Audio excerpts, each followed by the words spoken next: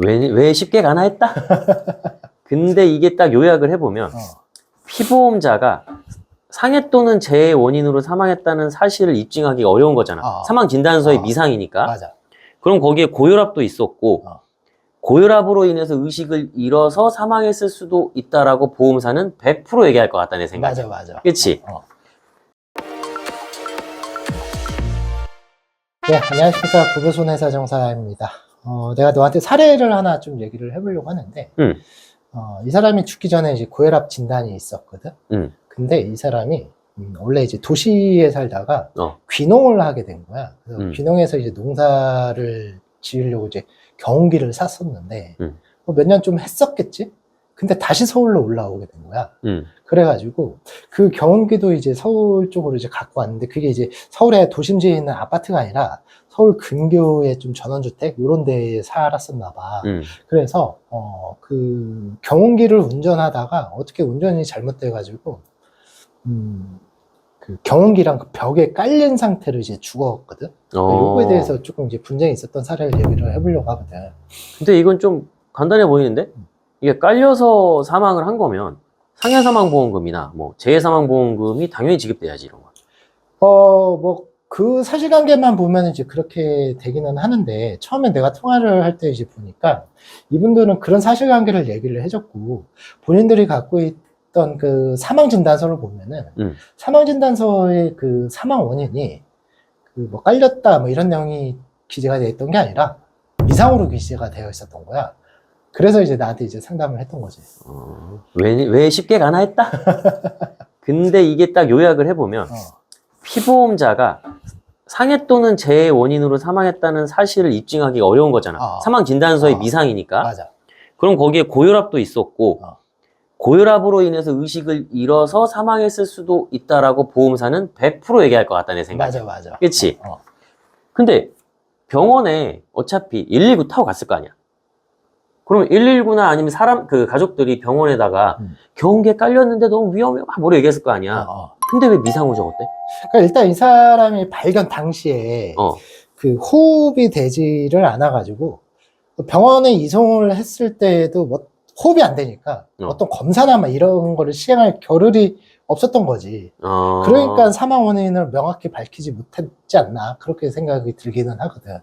근데 병원에서 확인했을 때 머리에 출혈이나 이런 게 보이지 않았고 그리고 다른 검사를 시행하지 못했으니 원인 미상이다. 병원에서 뭐 이렇게 판단한 거네? 맞아. 근데 너도 알다시피 단지 깔리기만 했다면 골절이나 이런 게 발생하지 않을 가능성도 높잖아. 그치. 그렇기 때문에 겉으로 멀쩡하기 때문에 병원에서 그렇게 하지 않았을까 싶은데. 근데 잘 생각해보면 우리 그 이태원 사건 때도 압사돼서 사망한 사람도 골절 없이 깔렸는데 이제 호흡이 안 되니까 사망한 거잖아. 이거랑 같은 맥락 아닐까? 그러니까 문제는 근데 이번 사례에서 보면은 사망 진단서만으로는 뭐 깔려서 죽었다 이런 거에 대한 입증이 전혀 안 된 거지. 그래서 일단 경찰 기록을 내가 확보하라고 그 유가족한테 얘기를 했거든. 근데 경찰 기록에는 혹시 뭐라고 써 있었대? 경찰 기록에서도 특별한 외상은 없었대. 그리고 이제 거기에 대해서 어딘가 이제 부딪히면서 발생하는 골절이나 뭐 이 멍 같은 거 있잖아. 그런 것도 전혀 없었고, 단지 이제 찰과상 까진 흔적 그것만 좀 보였다고 하더라고. 야, 이게 깔리면 멍도 안 들 수 있고 외상 흔적도 없을 수도 있잖아. 어떻게 보면. 근데 이 정도만 가지고는 입증이 좀 덜 된 거 아니야? 뭐 이제 그렇게 이제 봐야 되는 게 맞아 보이는데, 거기서 조금 더 이제 자세히 내용들을 보면은 경찰 기록에서는 이 사람에게 이제 청색증이 확인됐다라고 기재가 되어 있었거든.